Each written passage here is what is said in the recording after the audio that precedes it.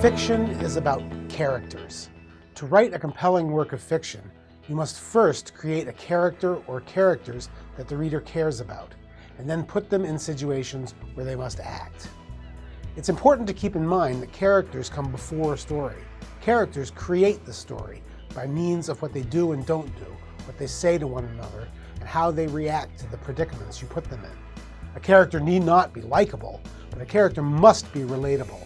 That is, the reader must react to the character as if the character were real. The difference between a work of fiction and a work of nonfiction, such as a memoir or a biography, is that the writer invents characters and situations instead of recalling them.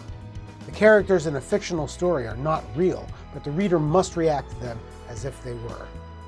Most fictional stories have a protagonist. This is the character who drives the action. For example, in the film Titanic, Rose is the protagonist because it is her decisions, first to pursue the relationship with Jack Dawson, and second, to rescue him when the ship is sinking, that shape the outcome of the story. While Titanic has several compelling characters, it's Rose's story. In the same way, Richard is the protagonist of A Job at Little Henry's because he decides to befriend Dewey and his gang, which leads to the crime and everything else that happens. In a first-person story, the narrator is often the protagonist. Think Huckleberry Finn or The Catcher in the Rye.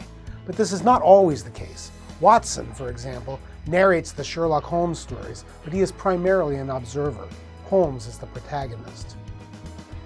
Plot is what unfolds when the characters begin driving the action.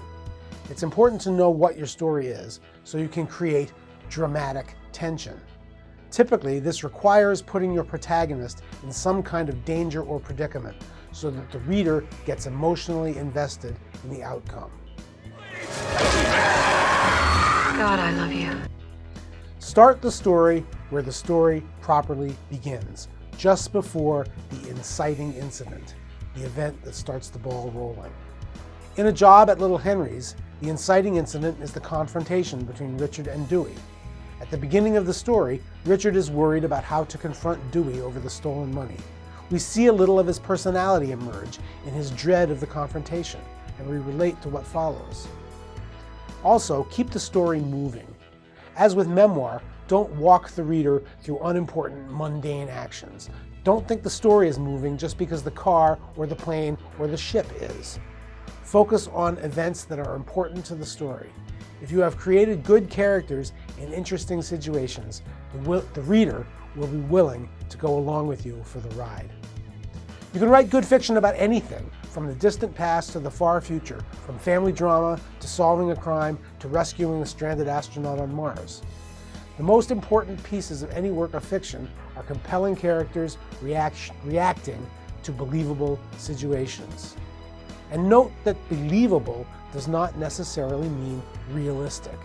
But if you are writing unrealistic fiction, such as a werewolf mystery, a science fiction adventure with aliens and faster-than-light travel, or a fantasy involving magic, your characters need to be even more believable than they have to be in a piece of contemporary fiction set in the present day. Why? Because fiction involves the suspension of disbelief. A reader of fiction knows going in that the story is made up. Your job as a writer is to get the reader to forget or suspend the knowledge that he or she is reading a story. When you create a fantasy setting, you're raising the bar. You're asking the reader to temporarily believe in things like werewolves and space travel. The reader's anchor to reality is going to be the characters. Do they react in believable ways to danger, pain, humor, and all the other experiences that go into being human? Finally, remember to write in scene rather than summary. Readers want to see, hear, and feel the characters in action. Don't explain too much. And at the end of the story, something important must have changed, something the characters can never go back and undo.